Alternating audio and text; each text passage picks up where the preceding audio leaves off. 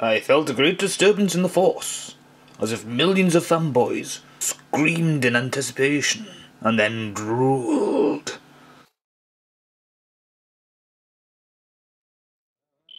Okay, welcome to the show, people. I've got to admit, if I sound worse than I usually do, it's because I'm a little on the ill side. I've came down with some sort of rather nasty cold-type, flu-type, virus-type thing that is really knocking me for six, but that's not going to stop me from reviewing this bad boy. It's Obi Wan Kenobi in LEGO. It's one of these great big massive buildable figures that Disney is really flaunting on us. You've probably seen a few reviews of these already, all over the place. And I'm happy to say, like most LEGO reviews that I've done of late, I can quite happily say I am glad to not see Obi Wan Kenobi going "Ayy!" as if though he's the funds. But this looks quite nice. There's quite a lot of detail here just to show off some of the features here, such as how the lightsaber attaches to the leg, although my light is sort of getting in the way there. Hey, look, if you do this, you can sort of imagine that's the glow of the lightsaber. Oh, maybe not. But there you go. Obi Wan Kenobi. Quite a good resemblance to Ewan McGregor there. You can see the other ones in the range. We've got Luke Skywalker and Darth Vader. We've got a stormtrooper of some sort, possibly a clone trooper. Jango Fett, you can tell it's Jango because of the blue colour in the helmet and the fact that he's dual wielding. Boba didn't dual weld, he just used a big blaster. And then you've got General Grievous. And then not much else as far as, not much else as far as packaging goes. You've got quite a nice picture of, not Alec Guinness, but Ewan McGregor as well. You've got the Disney logo going there. How do you open this thing up? Ah, here we are. Tabs at the bottom, or a tab singular. Oh, that's the box ruined. I'll never be able to flog it on eBay now. Oh, one bag full of stuff. A whole load of stuff loose. The lightsaber blade has fallen to the floor. That must be the body. And this is the cape. So let's see, what do we have instructions wise? Yes, that looks quite nice and decent. So I've just recovered lightsaber blade quite quickly. I'm going to go and put this Jedi Knight together and just see what kind of results we get. I'm just going to take a quick look at this first. Now it looks like he's wearing some sort of clone trooper type armour. Probably explains why it looks so similar to what we can just about make out of the clone trooper there, assuming that is a clone trooper. You know, I just realised that they've sort of missed out a little Star Wars in-joke. I'll get back to that later though. You don't need to see me naked. These aren't the clothes you're looking for. And here we are, Obi Wan Kenobi. I'll tell you one thing here. It is a remarkable resemblance in all regards to Ewan McGregor. I've probably mentioned that before, but I just thought I'd say so again because it is a very good likeness. Admittedly stylised, and I think it's the Clone Wars series, but it does look remarkably like him. You can tell instantly who it's supposed to be. And the whole piece looks very, very good. Now, have to excuse me, I've got the camera as far out as I can get it, and yet I'm still limited for space here. The articulation is quite nice. You've got the typical full rotation there. You can lift the arm to a certain degree, but any further than that, and that happens. So the armour is a bit traditionally useless, as we all know. You've got a cod piece here to protect the vulnerables, even though Jedis don't really use those much.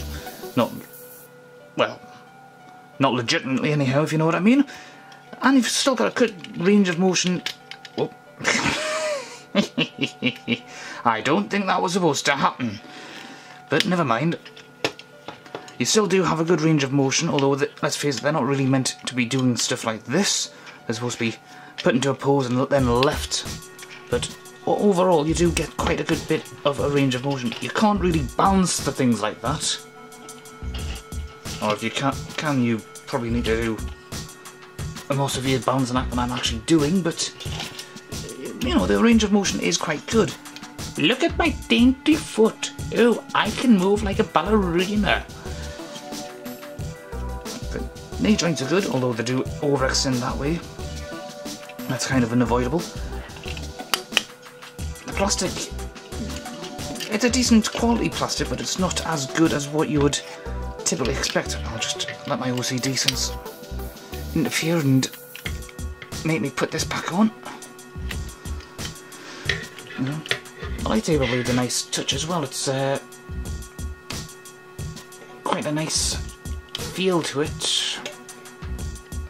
Unfortunately, LEGO don't give you any ability to light them up, of course, but it does certainly look the part quite well. You can actually get a good bit of swing motion there, that's not too bad. The head comes with a full 360-degree rotation, which of course is completely inhuman and impossible unless of course you want to do that. But let's not. And of course the actual body itself, the framework, the skeletal structure is probably going to be the same for all of them, but it's just a question of what you do with the actual parts after that. Grievous is probably going to be completely different. I'll tell you why I got Obi Wan. It's because it was literally the only one in the shop.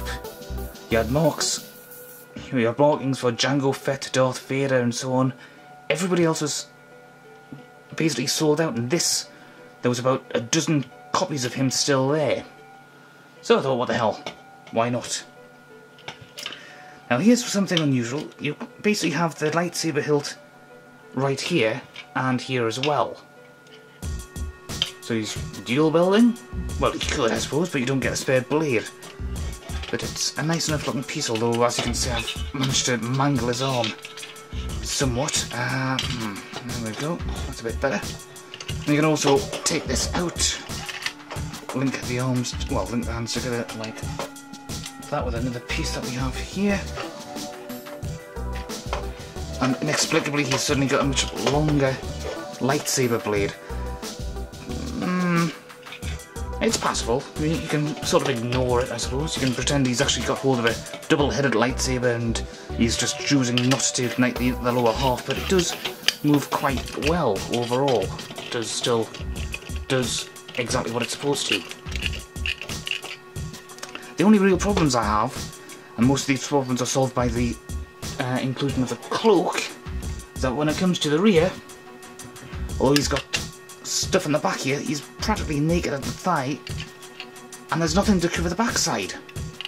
So if he has a Marilyn Monroe instant where the cloak goes north, then everybody's going to sort of wonder about the rather obvious vulnerabilities he has there.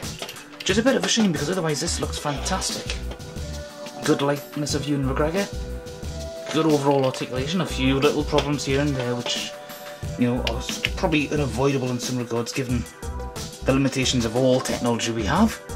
But definitely worthwhile, and if you're wondering about actually just leaving it up to pose, bear in mind you're probably not going to be able to see everything quite as well.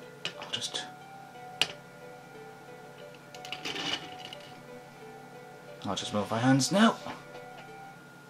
Gentle little rocking motion. Let's put the feet down a little flatter. There we go, that works quite nicely, although you can't really see his face.